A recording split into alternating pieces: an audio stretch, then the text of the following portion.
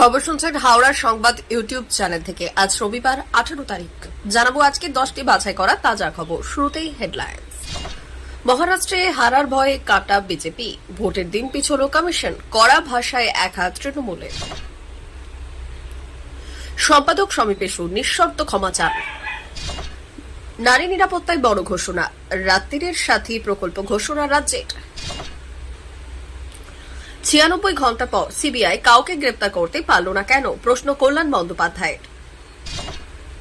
উত্তরপ্রদেশে নিয়োগে বড় দুর্নীতি, 69,000 শিক্ষকের প্যানেল বাতিল আদালতের। আরজিকর কাণ্ডে এবার সোশ্যাল মিডিয়ায় বোমা ফাটালেন শুভেন্দু অধিকারী, কাঠগড়ায় কলকাতা পুলিশ। আজ থেকে শুরু হবে বৃষ্টির তাণ্ডব, 4টি জেলায় জারি করা হলো অরেঞ্জ অ্যালার্ট। আমাদের চ্যানেলের সঠিক খবর সবার আগে পেতে চ্যানেলটি সাবস্ক্রাইব করুন। আসছি বিস্তারিত খবরে। হঠাৎই পরিবর্তন হলো নির্ঘণ্টে। নির্ধারিত ছিল যে মোট 3টি রাজ্যের বিধানসভা ভোটের দিন ঘোষণা করা হবে। সেদিকে লক্ষ্য রেখেই চলছিল রাজনৈতিক দলগুলির প্রস্তুতি। তবে শেষ পর্যন্ত হরিয়ানা এবং জম্মু কাশ্মীরের বিধানসভা ভোটের দিনক্ষণ ঘোষণা করলেও মহারাষ্ট্র বিধানসভা ভোটের তারিখ জানালো না জাতীয় নির্বাচন কমিশন। শিবসেনা নেতা প্রাক্তন মন্ত্রী আদিত্য ঠাকরে এদিন তীব্র ভাষায় আক্রমণ করেছেন নির্বাচন কমিশনকে। আমি আগেই আশঙ্কা করেছিলাম ওদের বস এখনই মহারাষ্ট্রে নির্বাচনের অনুমতি দিতে চাইবে না। বিজেপি এবং শিন্ডের অসাংবিধানিক ও বেআইনি রাজত্ব আর কোনোভাবেই চলতে দেওয়া যায় না। রাজ্যের মানুষ তাদের একবার প্রত্যাখ্যান করেছেন, আবারও করবেন। আসলে নির্বাচন কমিশন ওদের শ্বাস নেওয়ার সময় দিল, যাতে পোষা ঠিকাদার দিয়ে রাজ্যে আরও লুটপাট চালাতে পারে, জানিয়েছেন তিনি। রাজ্যের প্রাক্তন কারামন্ত্রী অখিল গিরি কদিন আগে বন আধিকারিক মনীষা সাউকে কুৎসিত ভাষায় আক্রমণ করেন, হুমকিও দেন। আধিকারিককে কুকথা কারামন্ত্রী 4 থেকে 8। এই কাজ সম্পূর্ণ অনৈতিক, নিন্দনীয়। তার জন্য তৃণমূল দল ও মুখ্যমন্ত্রী মমতা বন্দ্যোপাধ্যায় অস্বস্তিতে পড়েন। এর আগেও অখিলগিরি কয়েকবার উচ্চ পদাধিকারী ব্যক্তিদের কুকথা বলে বিতর্কে জড়িয়েছেন। সদ্যপ্রয়াত মুখ্যমন্ত্রী বুদ্ধদেব ভট্টাচার্য প্রসঙ্গে বিমান বসু বলেছেন, বাড়ি গাড়ির জন্য রাজনীতিটা নয়, দেখিয়ে গেল বুদ্ধ। তিনি ঠিক কথাই বলেছেন। এর সঙ্গে যোগ করতে চাই বুদ্ধদেব বাবুর 3 জন পূর্বসূরি এবং বর্তমান মুখ্যমন্ত্রীর সম্পর্কেও এই কথাগুলি খাটে। প্রথম মুখ্যমন্ত্রী প্রফুল্ল চন্দ্র ঘোষ রসায়নে গবেষণা করে ডক্টরেট। কলকাতা টাকশালের প্রথম ভারতীয় মিন্ট মাস্টার মোটা বেতন দেশের কাজে যোগ দিতে তা ছাড়লেন। 2 দফায় অল্প সময়ের জন্য মুখ্যমন্ত্রী বাড়ি গাড়ি করেননি। দ্বিতীয় মুখ্যমন্ত্রী প্রফুল্ল চন্দ্র সেন মেধাবী ছাত্র, উচ্চতর শিক্ষার জন্য বিলেত যাবেন, জাহাজের টিকিট কাটা, কিন্তু দেশের কাজে করতে তা বাতিল করে হুগলির এক গন্ড গ্রামে গেলেন। অনেকবার মন্ত্রী এবং একবার মুখ্যমন্ত্রী হয়েছেন, কিন্তু বাড়ি গাড়ি করেননি। তৃতীয় মুখ্যমন্ত্রী অজয় কুমার মুখোপাধ্যায়, তিনিও বাড়ি গাড়ি করেননি। বর্তমানে মুখ্যমন্ত্রী মমতা বন্দ্যোপাধ্যায়, তার আদত বাসস্থান সম্পর্কে অনেকের ধারণা আছে। আমি শুধু একটা কথা জানাবো, মমতা তখন কেন্দ্রীয় মন্ত্রী, তিনি কলকাতায় আছেন। মন্ত্রকের এক অফিসার কোনো একটা কাজে এসেছেন, মন্ত্রীর বাসস্থান দেখে তিনিও অবাক। বিদায় নেওয়ার আগে তিনি আমাকে বলেছিলেন মন্ত্রীর এই বাড়ি দেখে গান্ধীজি খুশি হতেন। রাতে মহিলা নিরাপত্তার জন্য একগুচ্ছ পদক্ষেপ সরকারের। মহিলা চিকিৎসক স্বাস্থ্যকর্মীদের নিরাপত্তায় বিশেষ কর্মসূচি চালু করল রাজ্য। যারা নাইট শিফটে কাজ করতেন তাদের জন্য এই বিশেষ কর্মসূচি নাম দেওয়া হয়েছে রাত্রির সাথী। নারী নিরাপত্তা নিয়ে প্রশ্ন তুলে দিয়েছে আরজিকরের ডাক্তারি পড়ুয়াকে ধর্ষণ ও খুনের ঘটনা। রাত্রির সাথী নামে মহিলা বান্ধব সিকিউরিটি ফোর্স রাখা হবে হাসপাতালে। মহিলাদের জন্য আলাদা রেস্টরুম ও টয়লেটের ব্যবস্থা করা হবে। সেফ জোন তৈরি করে সিসিটিভি দিয়ে তা মুড়ে ফেলবে রাজ্য। স্থানীয় থানা কিংবা পুলিশ কন্ট্রোল রুমের সঙ্গে বিশেষ মোবাইল ফোন অ্যাপে যোগ থাকবে। সমস্ত কর্মরত মহিলার ফোনে ওই অ্যাপ ডাউনলোড করা বাধ্যতামূলক হবে। যে কোনো ইমার্জেন্সি বা প্যানিক সিচুয়েশন হলে হেল্পলাইন নম্বর 100 বা 112 ব্যবহার করতে হবে। মেডিকেল কলেজ হাসপাতাল, সুপার স্পেশালিটি হাসপাতাল, জেলা হাসপাতালগুলিতে সিকিউরিটি চেক, ব্রেথালাইজার টেস্টের ব্যবস্থা থাকবে। বিশাখা কমিটি যদি কোথাও না হয়ে থাকে তা থাকতেই হবে। বেসরকারি সংগঠনগুলিকেও সরকারের এই গাইডলাইন মেনে চলার আবেদন করছে রাজ্য। সমস্ত জেলাতেও এই কর্মসূচি গৃহীত হবে। এই কর্মসূচি অনুযায়ী যখন রাতের ডিউটিতে থাকবেন, একসঙ্গে যাতে 2 জন মহিলা কাজ করেন বা টিমে কাজ করেন তাতে জোর দেওয়া হবে। নিরাপত্তারক্ষী নিয়োগের ক্ষেত্রেও পুরুষ নারীর সমানুপাতে নজর রাখবে রাজ্য। 96 ঘন্টা হয়ে গেলেও সিবিআই একজনকেও গ্রেপ্তার করতে পারল না কেন, তার জবাব চাওয়ার পাশাপাশি পরিবারের মধ্যে ফাঁসির দাবি তুললেন হুগলি জেলার তৃণমূলের সাংসদ কল্যাণ বন্দ্যোপাধ্যায়। আরজিকর কাণ্ডে মুখ্যমন্ত্রীর ঘোষণা মতো শ্রীরামপুরে পথে নামল তৃণমূল। হাতে প্ল্যাকার্ড নিয়ে বুকে কালো ব্যাচ লাগিয়ে শনিবার বিকেলে সিবিআইয়ের সঠিক তদন্ত এবং দোষীদের শাস্তির দাবিতে শ্রীরামপুর নগার মোড় থেকে মাহেশ স্নান পেরির মাঠ পর্যন্ত তৃণমূলের প্রতিবাদ মিছিল বের হয়।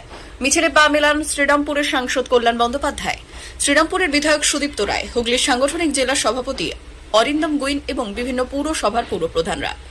মিছিলে হাঁটতে হাঁটতে দোষীদের শাস্তির দাবিতে সুর চড়ান সাংসদ কল্যাণ বন্দ্যোপাধ্যায়।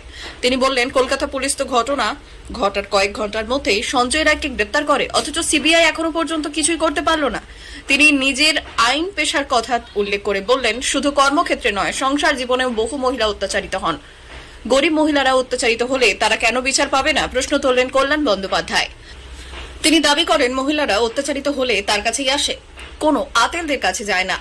উত্তরপ্রদেশের শিক্ষক নিয়োগে বড় দুর্নীতি, গোটা প্যানেল বাতিল করে দিল এলাহাবাদ হাইকোর্টের লখনৌ বেঞ্চ। আদালত নির্দেশ দিয়েছে ৬৯,০০০ শিক্ষকের প্যানেল বাতিল করা হোক। একই সঙ্গে যোগী আদিত্যনাথ সরকারকে নতুন প্যানেল প্রকাশের নির্দেশ দিয়েছে আদালত। বিচারপতি এআর মাসুদি ও বিচারপতি মূর্তি বজরাজ সিংকে নিয়ে গঠিত হাইকোর্টের লখনৌ বেঞ্চ ১২ই আগস্ট এই নির্দেশ দিলেও শুক্রবার তা সরকারিভাবে ঘোষণা করা হয়। ২০১৮ ডিসেম্বরে ৬৯,০০০ প্রাথমিক শিক্ষক নিয়োগে বিজ্ঞপ্তি জারি করে উত্তরপ্রদেশের শিক্ষা দপ্তর। ২০১৯ সালে পরীক্ষা নেওয়া হয় শিক্ষক নিয়োগের। এই পরীক্ষায় বসেন ৪ লক্ষাধিক পরীক্ষার্থী। ২০২০ সালে ফল প্রকাশ হলে দেখা যায় ১,৪৭,০০০ চাকরি প্রার্থী পাশ করেছেন। তার মধ্যে ১,১০,০০০ই সংরক্ষিত শ্রেণীর, জাতি, তফসিলি উপজাতি, অন্যান্য অনগ্রসর শ্রেণী এবং অন্যান্য। মেধা তালিকা প্রকাশ হতেই বিভিন্ন অভিযোগ উঠে আসে। ১৯,০০০ প্রার্থী সংরক্ষণের সুবিধে পাননি বলে দাবি করেছেন চাকরি প্রার্থীরা। এরপরই আদালতে দ্বারস্থ হন বঞ্চিত চাকরি প্রার্থীরা। নিয়োগ কেলেঙ্কারিতে মামলা হয়। দীর্ঘ শুনানির পর পুরো মেধা তালিকায় বাতিল করল এলাহাবাদ হাইকোর্টের লখনৌ বেঞ্চের বিচারপতি এআর মাসুদি ও বিচারপতি মূর্তি বজরাজ সিং এর বেঞ্চ। ২০২০ সালে ৬৯,০০০ সরকারি শিক্ষকের এই নিয়োগে অন্যান্য অনগ্রসর শ্রেণী বিভাগে ২৭% পরিবর্তে মাত্র ৩.৮৬% সংরক্ষণ দেওয়া হয়েছিল। তফসিলি জাতির চাকরি প্রার্থীদের ২১% পরিবর্তে ১৬.২% সংরক্ষণ দেওয়া হয়েছে।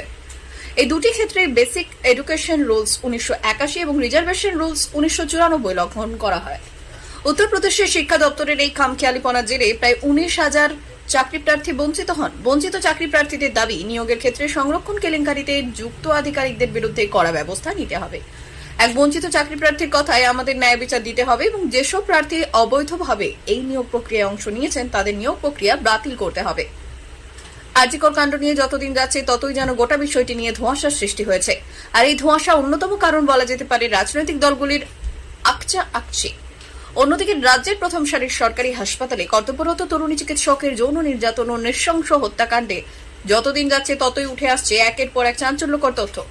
গোটা ঘটনা নিয়ে মমতা সরকার ও হাসপাতালের প্রাক্তন অধ্যক্ষ ও পুলিশ কমিশনারের বিরুদ্ধে আগে থেকেই তোপ দাগতে শুরু করেন বিরোধী দলনেতা শুভেন্দু অধিকারী। এবার আরও এক ধাপ এগিয়ে একেবারে সিবিআই এর হেডকোয়ার্টারের এক্স হ্যান্ডেলে একের পর এক পয়েন্ট করে করে কলকাতা পুলিশের বিরুদ্ধে বিস্ফোরক ও চাঞ্চল্যকর তথ্য তুলে ধরলেন তিনি। লিখলেন, তরুণী চিকিৎসকের ভিসেরার তদন্তের নামে বদলে ফেলেছে। এই জঘন্য কাণ্ড ঘটনার সময় ঘটনাস্থলে একাধিক ব্যক্তি যে উপস্থিত ছিল সেই তথ্য একেবারে উড়িয়ে দেওয়া যায় না। রক্তলেখা যেসব জিনিসপত্র ছিল তাও বদলে ফেলা হয়েছে। আর তাই কলকাতা পুলিশের তৈরি করা সিজার লিস্টে যেসব জিনিসপত্র রাখা হয়েছে তা একেবারে মিথ্যে। ডিএনএ টেস্ট করলেই বেরিয়ে পড়বে। পুরনো ওয়াশ বেসিন বদলে তার পরিবর্তে নতুন ওয়াশ বেসিন আনা হয়েছে। শেষ পয়েন্টে যেটা তিনি জানিয়েছেন তা হলো, হত্যা হাসপাতাল চত্বরেই অন্য কোথাও করে নির্যাতিতার দেহ সেমিনার হলে নিয়ে আসা হয়েছে। এই 5টি পয়েন্ট উল্লেখ করে শুভেন্দু অধিকারী আরও লেখেন, তদন্তের ক্ষেত্রে নিশ্চয়ই সিবিআই এই সব দিক বিবেচনা করে এই 5টি পয়েন্ট উল্লেখ করে শুভেন্দু অধিকারী আরও লেখেন, তদন্তের ক্ষেত্রে নিশ্চয়ই সিবিআই এই সব দিক বিবেচনা করে দেখবে। কারণ এই গোটা ঘটনা যাতে তড়িঘড়ি নিষ্পত্তি করা যায় তার জন্য গোটা ঘটনাতেই নজর রেখেছিলেন পুলিশ কমিশনার। তার নির্দেশেই সব হয়েছে। দিন কয়েক ধরেই বৃষ্টি কম হওয়ার কারণে দক্ষিণবঙ্গের বিভিন্ন জেলায় বাড়ছে তাপমাত্রার পারদ। তবে এবার গরম কমবে আর টানা 3 দিন ভারী বৃষ্টি থেকে অতি ভারী বৃষ্টি তুফান চলবে রাজ্যের একাধিক জেলায়। দিন দুয়েক ধরে আকাশ মেঘে ঢাকা থাকলেও সেইভাবে বৃষ্টির দেখা মেলেনি। কোথাও কোথাও ছিটে ফোটা বৃষ্টি হলেও তাপমাত্রার পারদ কমেনি। বরং দিন কয়েক ধরেই বৃষ্টি কম হওয়ার কারণে দক্ষিণবঙ্গের বিভিন্ন জেলায় বাড়ছে তাপমাত্রার পারদ। টানা 3 দিন ভারী থেকে অতি ভারী বৃষ্টিতে তুফান উঠবে রাজ্যের একাধিক জেলায়। আবহাওয়া অফিসের পূর্বাভাসে এমনটাই জানানো হয়েছে। আর তার সঙ্গে জারি করা হয়েছে অরেঞ্জ অ্যালার্ট। 7 থেকে 11 সেন্টিমিটার অর্থাৎ ভারী বৃষ্টির সম্ভাবনা রয়েছে অন্যান্য জেলাগুলিতে শনিবার হলুদ সতর্কতা জারি করা হয়েছে। আজ দক্ষিণবঙ্গের পশ্চিম বর্ধমান, বাঁকুড়া, বীরভূম ও পুরুলিয়ায় 7 থেকে 11 সেন্টিমিটার বৃষ্টির সম্ভাবনা রয়েছে। উত্তরবঙ্গের ক্ষেত্রে কালিম্পং, আলিপুরদুয়ার জেলায় 7 থেকে 11 সেন্টিমিটার বৃষ্টির সম্ভাবনা রয়েছে। এছাড়াও মালদা ও উত্তর দক্ষিণ দিনাজপুরে বজ্রবিদ্যুৎ সহ হালকা থেকে মাঝারি ধরনের বৃষ্টির সম্ভাবনা রয়েছে। আমাদের চ্যানেলের নিয়মিত ভিডিও পেতে চ্যানেলটি সাবস্ক্রাইব করুন।